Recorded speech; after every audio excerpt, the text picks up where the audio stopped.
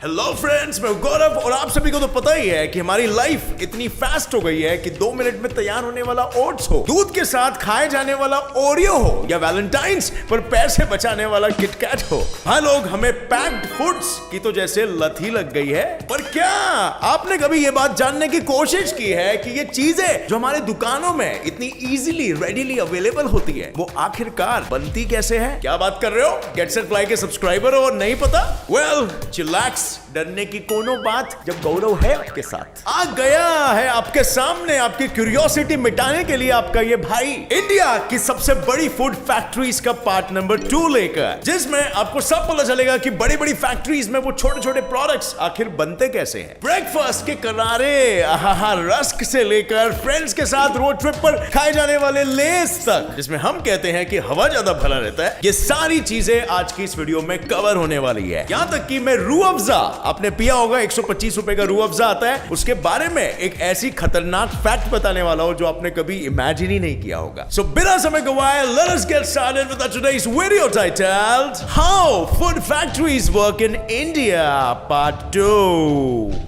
अब फ्रेंड्स, आगे बढ़ने से पहले मैं आपको एक बहुत ही बढ़िया ऑनलाइन रमी प्लेइंग वेबसाइट जंगली रमी के बारे में बताना चाहूंगा, जिसके 20 मिलियन प्लस यूजर्स है। रमी इंडिया में बिल्कुल लीगल है और कोड ऑफ लॉ के अनुसार ये एक स्किल बेस्ड गेम है और ना कि गैम्बलिंग। यहाँ पर आप छोटे मोटे अमाउंट्स नहीं बल्कि पॉइंट्स, 10 कार्ड रमी एटसेट्रा जैसे गेम्स खेल के वाकई में लाखों में जीत सकते हो। जंगली रमी में अक्सर टूर्नामेंट्स होते रहते हैं, वो भी हर दिन, जहाँ प्लेयर्स ज्वाइन करके कैश, होंडा मेस कार और रॉयल एनफील्ड बाइक जैसे गिफ्ट जीत सकते हैं। इनफैक्ट रिसेंटली आजादी टूर्नामेंट में महाराष्ट्र के सुशांत पाटिल ने पूरे 50 लाख रुपए जीते थे। और अब जंगली रमी में 16 सितंबर से 10 नवंबर तक आरपीएल लाइन टूर्नामेंट चलेगा, जिसका प्राइस पूल आज तक का सबसे बड़ा पूरे 10 करोड़ रुपीस है और फर्स्ट प्राइस 75 लाख का है। और इसमें cash easily credit, debit, UPI या पेटीएम से ऐड कर सकते हो और 0 विड्रॉल फीस से विड्रॉ कर सकते हो। सो अभी डिस्क्रिप्शन में दिए गए लिंक से डाउनलोड कर लो, क्योंकि यहाँ पर तुम्हें 100% वेलकम बोनस के साथ साथ हर एक फ्रेंड को रेफर करने पे 1500 रुपीस मिलेगा। Number 1 KitKat.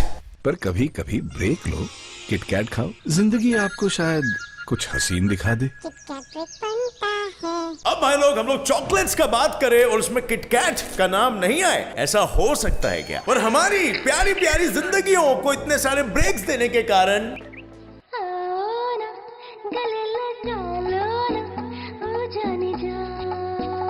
इस नेस्ले कंपनी में बनने वाले चॉकलेट की ही लाइफ में ब्रेक नहीं है। खुद ही देख लो मैं ऐसा क्यों कह रहा हूं।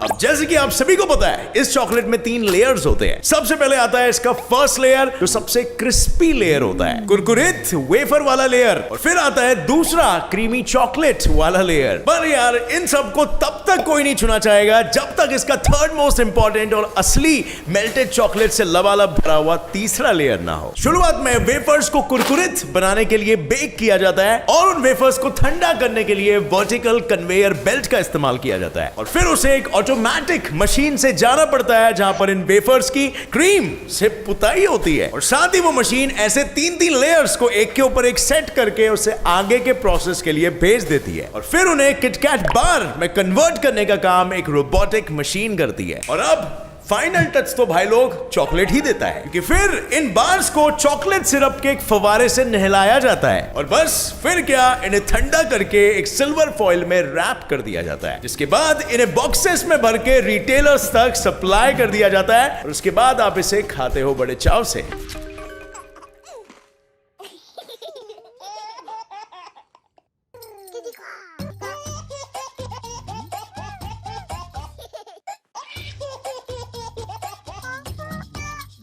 किटकैट ब्रेक बनता है और घर के बच्चे यानी कि आप, मैं नहीं, अपनी माँ के नाक में दम करके इसे खरीद के लाते हैं। चिप्स के बदले में चॉकलेट ले लेता हूँ। मैंने कहा ना तुम्हें कुछ नहीं मिलेगा, कुछ नहीं मिलेगा। Number 2 Britannia rusk. अब भाई लोग, अगर दिन की शुरुआत ब्रिटानिया रस्क के साथ ना हो तो पूरा दिन कुछ अधूरा सा लगता है ना? बहू, डिनर में क्या बना है? जो आप बनाओगे। साथ देने के लिए हाँ बोल दो यार। पर इस रस्क के पीछे का राज क्या आपको पता है मेरे दोस्त? एक रस्क को एक नहीं बल्कि 2 बार for some weird reason bake करना पड़ता है। कंफ्यूज्ड? चलो कोई नहीं, शुरुआत करते हैं इसकी भी राम कहानी। रस्क को बनाने के लिए सबसे पहले गेहूं को उगाना और हार्वेस्ट करना पड़ता है। उसके बाद फैक्ट्री में उसे साफ करके पीसने की प्रोसेस शुरू करी। पीसे हुए आटे को एक मशीन में पानी, यीस्ट, शक्कर और नमक के साथ गूना जाता है और एक दूसरे मशीन के थ्रू इस गुने हुए आटे के गोलों को बनाया जाता है। फिर एक कन्वेयर बेल्ट के थ्रू इन गोलों को ब्रेड्स का शेप यानी कि आकार दिया जाता है। पर अभी पिक्चर बाकी है मेरे दोस्त, क्योंकि इस प्रोसेस के खत्म होते ही इस डो को फाइनली बेक करके आगे भेजा जाता है और ये फर्स्ट बेक होता है। जैसे हमने कहा था 2 बेक होंगे। उसके बाद उसे ठंडा और रस्की बनाने के लिए पूरे 15 मिनट वैक्यूम चेंबर में रखा जाता है और फिर उसकी स्लाइसिंग का प्रोसेस स्टार्ट होता है और फिर स्लाइस होने के बाद ये रस्क फिर से एक बार बेक किए जाते हैं for the second time. Now you may ask कि इसे सेकेंड टाइम क्यों बेक किया जाता है? तो इसका जवाब है ताकि एकदम कुरकुरित और इसका टेस्ट एकदम करारा हो सके, जो चाय में घुल के मस्त वो फीलिंग दे सके। विकी, तुम सारे रश खत्म मत करना, कितनी गर्मी है यहाँ। रस्क जहाँ फैमिली वहाँ, इससे क्रंची और जूसी रस्क इस दुनिया में कहाँ। नंबर 3, एक बोतल बिस्लरी का दे रे। आया ऊंट है, गधे नहीं। अरे बिस्लरी निकाल, बिस्लरी। समझदार जानते हैं कि हर पानी की बोतल बिस्लरी नहीं। तो भाई लोग, शुद्ध पानी के नाम से जाने वाला ये ब्रांड सबसे क्लीन और एडवांस प्रोसेसिंग के लिए भी बिल्कुल मशहूर है। अब यार, ये फैक्ट तो आपको पता ही होगा कि इस पूरे दुनिया में सिर्फ 3% पानी ही पीने लायक है, यानी फॉर ह्यूमन कंजम्पशन है। और इसका ये भी मतलब हुआ कि बाकी के 97% पानी को आप पी नहीं सकते। तो फिर कैसे और कहां से बिस्लरी आखिर पीने के लिए पानी लाता है और पानी लाने के बाद उसे प्रोसेस करके ठीक कैसे बनाता है? बिस्लरी का सारा राज छुपा है उसके इस प्रोसेस में, जो आज मैं आपके साथ शेयर करने वाला हूं। सबसे पहले मैन्युफैक्चरर्स अलग अलग नेचुरल सोर्सेस जैसे ग्राउंड वाटर, नदियां एटसेट्रा से पानी को इकट्ठा करते हैं और फिर इसके अंदर के माइक्रो ऑर्गेनिजम्स को मारने के लिए पानी को लगभग 10 फिल्टर प्रोसेसेस से गुजरना पड़ता है। इसका फर्स्ट प्रोसेस होता है ओजोनाइजेशन। इस प्रोसेस के दौरान बैक्टीरिया को कच्चे पानी से हटाया जाता है और फिर उसी पानी को नेक्स्ट प्रोसेस के लिए भेजा जाता है, जहां उसे सैंड और कार्बन फिल्टर से गुजरना पड़ता है। अब ये फिल्टर पानी में से रेत और दूसरे माइन्यूट पार्टिकल्स को क्लीन कर देता है और फिर इस पानी को एक पाइप के थ्रू एक शेल में पहुंचाया जाता है। यहाँ पर पानी में से सॉल्ट और अननेसेसरी मिनरल्स को हटाया जाता है, जो पानी को अननेसेसरीली हेवी बनाते हैं। सिर्फ इतना ही नहीं, फिर उसके बाद उसे 3 और अलग अलग किस्म के फिल्टर्स का भी सामना करना पड़ता है और लास्ट में आता है दोबारा से रीओजोनाइजेशन का प्रोसेस। इस प्रोसेस में पानी में कोई भी बचे कुछ माइक्रो ऑर्गेनिजम्स एक बार फिर से हमेशा के लिए क्लियर आउट हो जाते हैं और फिर इसके बाद आता है last but definitely not the least process, इसे कहते हैं मिनरलाइजेशन। आपने अक्सर देखा ही होगा बिस्लरी की बॉटल्स में लिखा होता है विद एडेड मिनरल्स। तो एडेड मिनरल्स क्या होते हैं भाई? इसी सबसे आखिरी प्रोसेस जिसे मिनरलाइजेशन कहते हैं, उसमें सारे जरूरी मिनरल्स जैसे कि पोटेशियम, मैग्नीशियम डाले जाते हैं, जो उसके पुराने फिल्ट्रेशन प्रोसेस में खत्म हो गए हो। लेकिन फ्रेंड्स, सबसे भारी तो इनकी पैकेजिंग की टेक्निक होती है। जरा इसे खुद ही देख लो।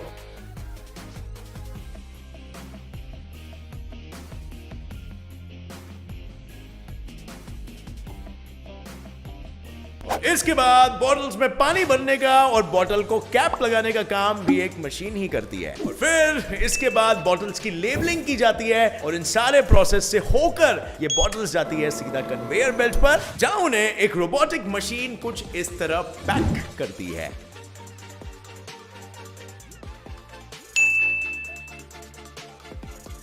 और फिर उसके बाद ये बाजार में बेचने जाती है और छोटे मोटे होटल वाले जब पानी मांगोगे तो बोलेंगे, ए छोटू जरा बिस्लरी दे रे, पानी नहीं बिस्लरी दे। ये ले थारी बिस्लरी।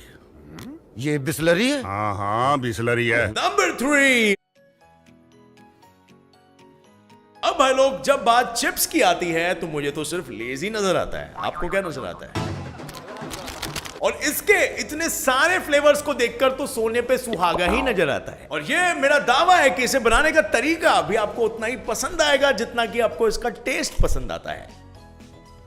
सबसे पहले खेतों में से खरीदे हुए आलू को ट्रक के जरिए फैक्ट्री में लाया जाता है और फिर उन्हें अनलोड करके कन्वेयर बेल्ट के थ्रू वो एक ऐसे मशीन से गुजरते हैं जो उनके छिलकों को ऑटोमेटिकली ना के बराबर कर देते हैं और फिर उन आलूओं को ठंडे पानी से धोया जाता है और इसके बाद छिले हुए आलू की अलग अलग बैचेस को तैयार किया जाता है और फिर इन बैचेस की जांच होने के बाद इन्हें एक मशीन में डाल दिया जाता है जो इन आलूओं के कागज के जैसे पतले स्लाइस करता है। पर यह प्रोसेस यहीं पर नहीं रुकती क्योंकि इसके बाद उसमें मौजूद स्टार्च को निकालने के लिए उन्हें तकरीबन 20 मिनट तक ठंडे पानी में भिगोया जाता है और उसके अंदर के मॉइस्चर को खत्म करने के लिए एयर थ्रेड्स का इस्तेमाल किया जाता है। सभी स्लाइसेस को अच्छे से सुखाने के बाद उन्हें 176 से 190 डिग्री के तापमान पर डीप फ्राई किया जाता है और जैसे ही वो गर्म तेल से निकाले जाए उन पर तुरंत नमक छिड़का जाता है। इसके साथ ही फिर इन्हें अलग अलग डिवाइड करके अलग अलग फ्लेवर्स का छिड़काव किया जाता है इन पर और फिर फाइनली इन्हें पैकेजिंग के लिए भेजा जाता है जहां इन्हें नाइट्रोजन गैस के साथ पैकेट्स में भरा जाता है ताकि उन वेफर्स की क्रिस्पीनेस और शेप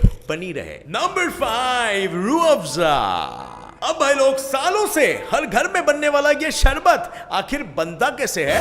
थोड़ा फिक्स है, थोड़ा मिक्स है, थोड़ा स्वीट है, थोड़ा स्पाइस, थोड़ा ईस्ट है, थोड़ा वेस्ट है। It's time to break the ice. अगर मैं आपको ये बताऊं कि इसमें ऐसे ऐसे इंग्रेडिएंट्स है जो इसकी एडवर्टाइजमेंट को बहुत अच्छे से जस्टिफाई करता है तो आप क्या कहोगे? तो चलो ये क्यूरियोसिटी का पिटारा आखिर खोल ही देते हैं। दरअसल रूह अफ़ज़ा बनाने वाली फैक्ट्रीज एक ऐसा सिरप बनाती है जिसमें ढेर सारे फ्लेवर्स का मजा आपको एक ही साथ मिल जाए। शुरुआत होती है एक कंटेनर में चीनी और पानी को 115 डिग्री सेल्सियस के टेम्परेचर में उबालने से और इस प्रोसेस के दौरान एक दूसरे कंटेनर में पाइनएप्पल और ऑरेंज जूस को मिक्स किया जाता है और फिर इन दोनों जूसेस को शुगर सिरप के कंटेनर में मिलाया जाता है और सिर्फ इतना ही नहीं, दूसरे कंटेनर में रोज पेटल्स, पुदीना और पालक को भी बॉईल किया जाता है और फिर इस कंटेनर को टाइट सील करके उसकी भाप को पाइप के थ्रू शुगर सिरप के कंटेनर में पहुंचाया जाता है। और क्यों, यू मे आस्क, ताकि उसमें पालक और पुदीने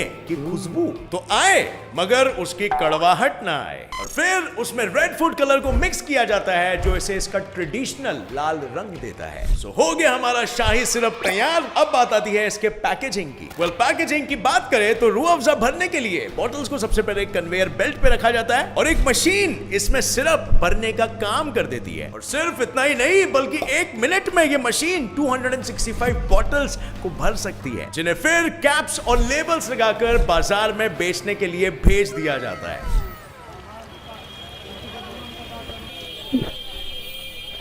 नंबर 6, ओट्स।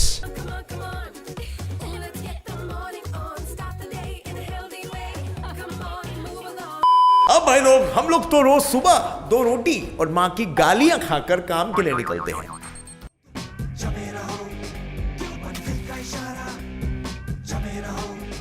लेकिन कुछ सोफिस्टिकेटेड लोग, मॉडर्न लोग तो रोज नाश्ते में ओट्स खाए बिना नहीं निकलते। ये ओट्स सिर्फ एक ही चीज से बनते हैं जो है ओट ग्रेन्स और ये ग्रेन्स जितने ज्यादा पतले हो उतना ही ज्यादा वो पोषक होते हैं यानी न्यूट्रिशियस। सबसे पहले इन ओट ग्रेन्स को चाटा जाता है, मेरा मतलब है छाटा जाता है, जहां उसके ऊपर का कलर जल्द से जल्द निकाला जाता है और फिर वहां से उसे फैक्ट्री में लाया जाता है जहां उसके ऊपर का कवर जल्द से जल्द निकाला जाता है और फिर इसे बनाने की प्रोसेस स्टार्ट होती है इसके क्लीनिंग से, जिसके लिए इन्हें हाई इंटेंसिटी के पानी के फव्वारे के नीचे से धोया जाता है और फिर उन ओट्स को बड़े स्टीमर में रखा जाता है ताकि उनके अंदर का मॉइस्चर बना रहे। स्टीमिंग के बाद उन्हें धारदार नाइफ के ब्लेड से कट किया जाता है, लेकिन अब भी इन्हीं ओट्स में बहुत ही ज्यादा ऑयल होता है जिसकी वजह से ऑफ कोर्स आपको डाइजेस्ट करने में प्रॉब्लम हो सकती है।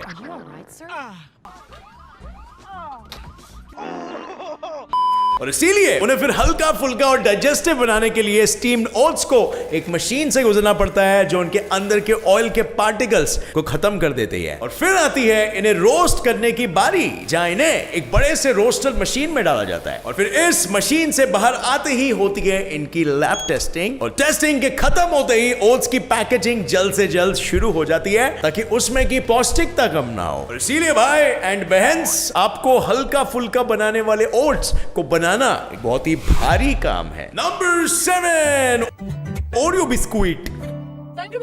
अब भाई लोग, इतिहास गवाह है, जिस किसी को भी गौरव ने पूछा कि भाई आपको ओरियो पसंद है, Very funny. उसने हमेशा जवाब हाँ ही दिया है। इस ब्रांड ने तो जैसे मार्केट में आते ही बाकी के क्रीम बिस्कुट्स की जैसे बत्ती ही गुल कर दी। और यारो इन्होंने बच्चों के साथ बड़ों को भी बच्चा बना दिया। अब आप लोगों को तो पता नहीं, बट यार मुझे तो ओरियो पर्सनली बहुत ही पसंद है। हाँ, हम पार्ले जी से तो खुश थे ही, लेकिन ओरियो ने तो खुशम खुश कर दिया। अब शुरुआत में एक ब्लेंडर में शक्कर और 2 अलग तरह के कोको पाउडर का मिक्सचर बनाया जाता है, जिससे बहुत ही अनोखा और बाकी सारे बिस्किट से अलग टेस्ट और कलर देता है। और फिर इस मिक्सचर में कलर और इनके सीक्रेट इंग्रेडिएंट्स मिलाए जाते हैं। और फिर आता है मैदा, और फिर इस मिक्सचर को इस तरह गुना जाता है कि ये आटे जैसा लगने लगे। और फिर इसी आटे को मोल्डिंग मशीन में डाला जाता है, जहां तकरीबन एक मशीन में एक टाइम पर 5000 चॉकलेट बिस्किट्स बनाई जाती है। पर यहां पर प्रोसेस खत्म नहीं होता है मेरे दोस्त। इन बिस्किट्स को बेक करने के लिए, जिसके लिए इन्हें गैस ओवन से होकर गुजरना पड़ता है। और फिर इन बिस्किट्स पर एक कन्वेयर बेल्ट की मदद से वेनिला क्रीम लगाया जाता है। और फिर दूसरी मशीन इनके ऊपर एक और एक बिस्किट की परत लगा देती है। फिर क्या हो गया, हमारा ओरियो बिस्किट तैयार। और फिर इसे इसके कपड़ों में यानी इसके पैकेट में पैक करके भेजा जाता है शॉप्स में, जहां से फिर इसे देखकर लूट मचती है। ट्विस्ट करो, लीक करो, डिप करो और फिर खा लो। इसी के साथ होती है हमारी आज की ये वीडियो खत्म। लेकिन जाने से पहले हमें ये बताना कि इन सारे प्रोडक्ट्स में से आपका फेवरेट प्रोडक्ट कौन सा है, जिसकी मैन्युफैक्चरिंग आपको नहीं पता थी। कमेंट डाउन बिलो और एक लाइक जरूर ठोकना। अगर आपको ये वीडियो से कुछ नया सीखने मिला है तो मेरे चैनल के सिर्फ फैक्ट को भी सब्सक्राइब करो और दबाओ नीचे दिया गया बेल आइकन, ताकि आप आगे आने वाली हमारी कोई भी वीडियो की अपडेट को मिस ना कर सको। See you in another fact-filled, fun-filled episode. Till then, as always, stay curious, keep learning and keep growing. Jai Hind.